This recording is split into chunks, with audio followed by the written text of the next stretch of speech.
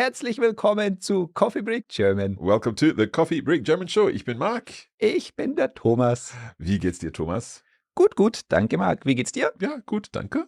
Das freut mich. I'm looking forward to another episode of our Coffee Break German Show. This is the series, our weekly episodes. In fact, this is the final episode in this season. Leider. Leider, yeah. Jammerschade. Jammerschade, nice. But we hope that in this season you've learned lots. In the weekly episodes of the season, we've been helping you improve your German one coffee break at a time. And it's been great fun. Yeah, I really enjoyed it.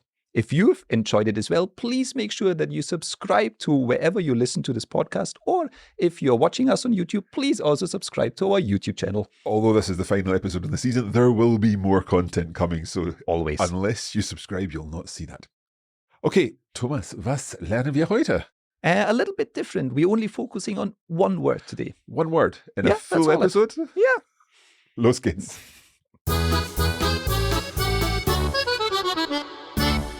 And that one word is? Ziehen. Ziehen. Right. Ziehen. Ziehen, if I'm not mistaken, means to pull.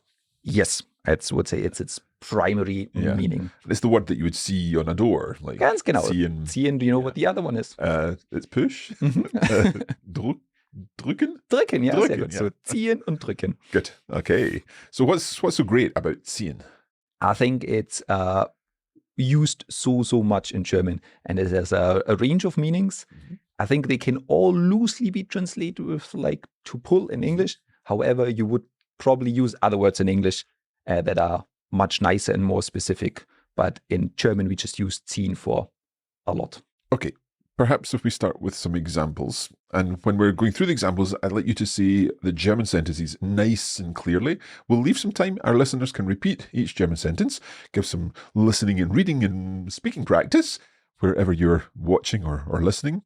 And then we'll talk about the example. Sehr gute Idee. So unser erster Satz ist, der Hund zieht an der Leine. Okay, so der Hund zieht an der Leine. The dog is pulling on the lead. Genau, sehr gut. So that's the main idea of ziehen, to pull on something. A very physical idea. So he's pulling on the lead, yeah? Genau. It's similar if we say, bitte zieh nicht an mir. Okay, so bitte zieh nicht an mir. So please don't pull on me, basically. You're kind of imagining a child pulling your hand or something like that. Ganz genau. And we also see it in the imperative form here because we're saying, don't pull, please. Yeah. Zieh nicht. Zieh nicht. And notice here that the preposition in each case is an. Genau. An der Leine, an mir. So to pull on something. Uses an. Yeah. Okay, genau. good. Kind of related to this idea, but I would say you wouldn't use pull if you translate it in English. It's the sentence, zieh eine Karte. Oh, is this like what a magician would do to you? If he would ask you to choose a card. Ganz genau. It's zieh eine Karte. Yeah, so draw out a card. Draw a card, I guess we would say. Yeah. It's got this idea of pulling it out. Exactly. So that you can see where the idea comes from with pull. However, you wouldn't say pull a card in English. You would say draw a card. Yeah. Okay. But you would always use ziehen in German here. So there's not really another word to say to draw when you're talking about cards. So let's practice that sentence again. Zieh eine Karte. Zieh eine Karte. Now we can be magicians in German. Okay. Sehr gut. Another one, which is more of a phrase, but then we also see it in the past tense, is the sentence, hat die richtigen Schlüsse gezogen. This is interesting. Because first of all, as you said, we're seeing it in the perfect tense. Hat gezogen. So gezogen is the past participle of ziehen. Yeah. A little bit irregular. Yeah, we're seeing the change from IE to O. Yeah. So he has die richtigen Schlüsse. So Schluss is the end of something. Schluss, yeah, but it can also be in the sense of like a conclusion or the correct conclusion. Okay, so he has the right conclusion drawn. He's drawn the correct conclusion. Yeah, so he came to the right conclusion. Okay. So, and einen Schluss ziehen oder einen richtigen Schlüsse gezogen is again a phrase that's used quite regularly in German, but you would say like he came to the right conclusion. A very different meaning if you are attracted to something, you can say, im Sommer zieht es uns ans Meer.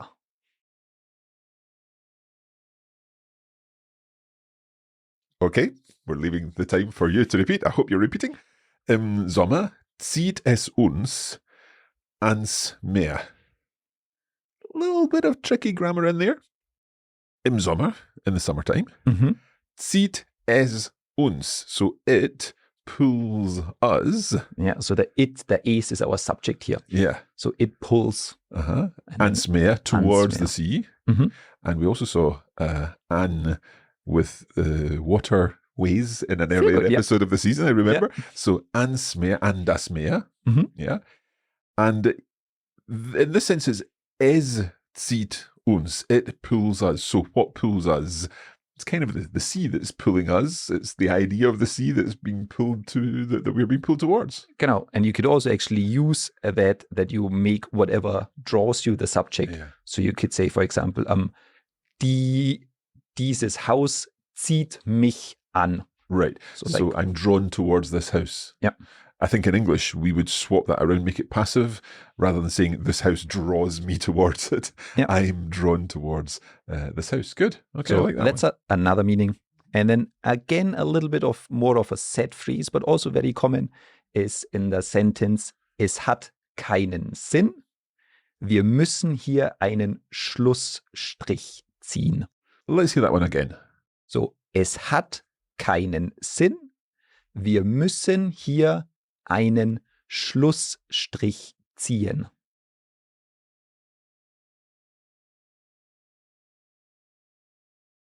It's a long sentence. I'm leaving plenty of time. Es hat keinen Sinn. So it has no sense. Yeah. There's no point. It has no sense. Wir müssen hier einen Schlussstrich ziehen. So Schlussstrich, is that like an end line? Yeah. So if you're doing some math and then you just draw a line and that's the end of it. That's the idea of a Schlussstrich. Right. So we have to draw a line here. Yeah. So we'll stop here. We'll not go further. That's where we finish. Einen Schlussstrich ziehen. Okay. The good news is that's not where we're finishing so far, because we've got some other meanings of ziehen. Sehr good. And you will be familiar with the next one because we used it in lots of example sentences. And that is, wir werden nächstes Jahr nach Japan ziehen. So, wir werden nächstes Jahr nach Japan ziehen. We are going next year to Japan. Literally, we're drawing ourselves towards Japan or something like that. We're being pulled towards Japan. Here it gets a little bit harder to still use pull or draw to translate the sentences. But yeah, it's the meaning, and it's a very common meaning that to move somewhere also uses ziehen in German. Okay. And you've maybe heard it before. You can also use umziehen, which makes it even more specific that you're moving from one place to the other, like you're moving house. Wir ziehen um. Okay, but you don't need the Okay, what's next? Another one that's very common and I think quite unfamiliar to lots of people is es zieht, bitte mach das Fenster zu. Okay, es zieht, bitte mach das Fenster zu, ja. Das Fenster zu. So please close the window. Yeah, giving you a wee bit of a clue here with the second part. Es zieht? Is it cold or something? Yeah, there's a draft. Ah, right. So if you say, es zieht hier, then it's like there's a draft here, it's cold, it's like there's wind going through. Yeah. Es zieht. So the wind is pulling the air out of the room or something like that. Who knows?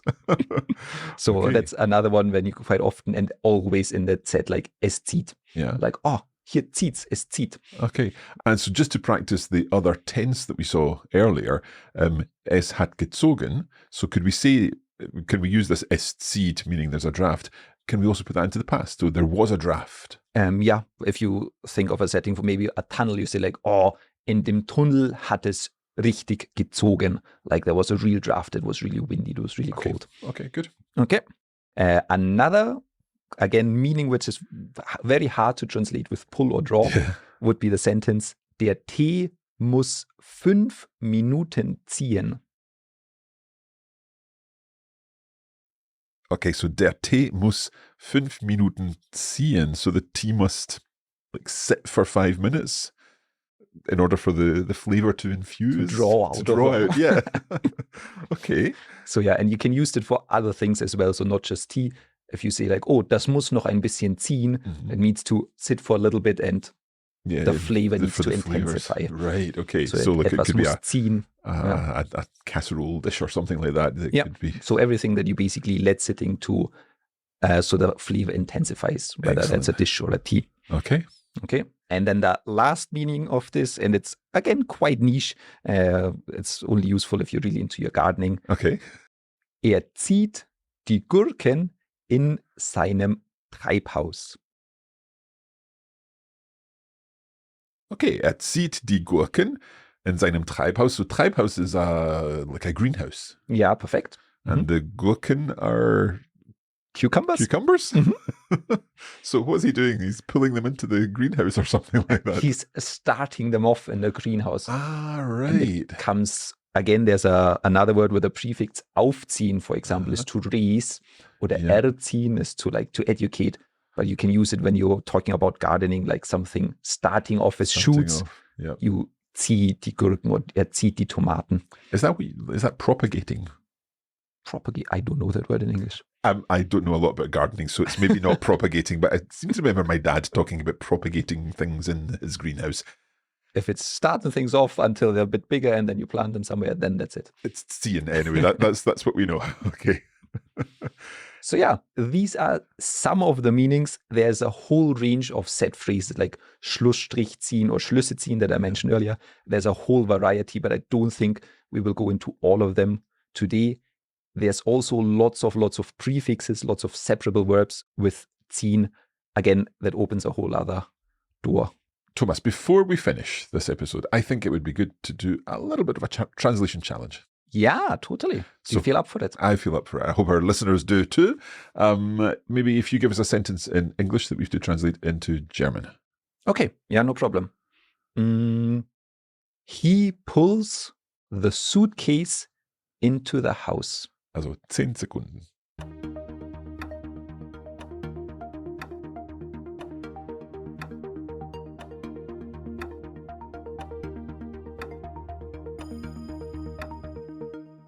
Okay, let me check some vocabulary first. The suitcase is der Koffer. Yeah, masculine, perfect. Okay, so zieht. Then it's the object, so we need to make it accusative. Zieht den Koffer. Yeah, perfect. Into the house. Now I'm using all the things that we've learned in this series. Into the house. There's direction involved. That's going from one place to another. So this is into the house. It's accusative. Sehr gut. That's the destination. Yeah. Yeah. It's not in das Haus. Genau. And also because it's a building, we're using in, which is the same in English here. But yeah, very well done. A full circle. Everything, We're going everything. full circle. Let's do one more. Okay. We are moving to Spain next year. Oh, right. Okay. Noch 10 Sekunden.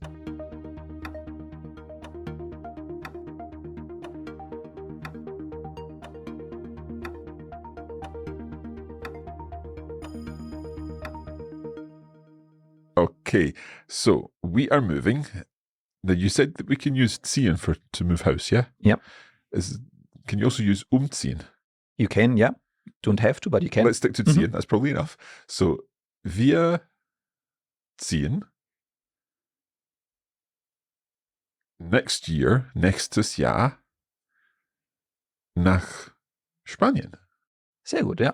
It's not as difficult as I thought it was going to be.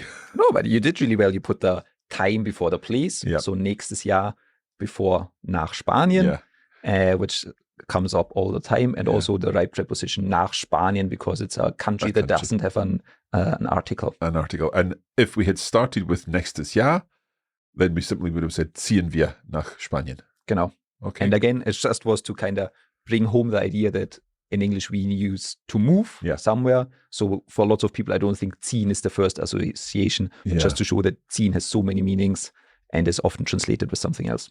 Also ich glaube, dass wir müssen hier einen Schlussstrich ziehen. Yes, there would be lots more to talk about with prefixes and set expressions, but I think ein Schlussstrich ziehen klingt vernünftig.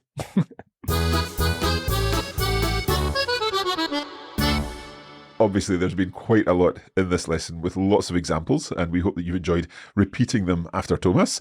But if you'd like to see them written down, then we've put together a blog article, and there is a link in the description of this podcast to access that.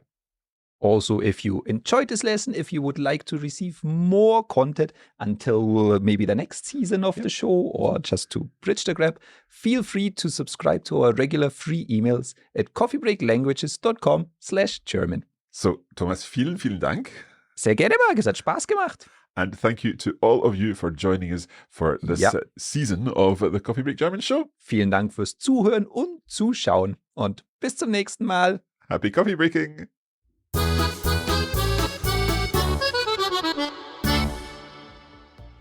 You have been listening to a Coffee Break Languages production for the Radiolingua Network. Copyright 2024 Radiolingua Limited. Recording copyright 2024 Radiolingua Limited. All rights reserved.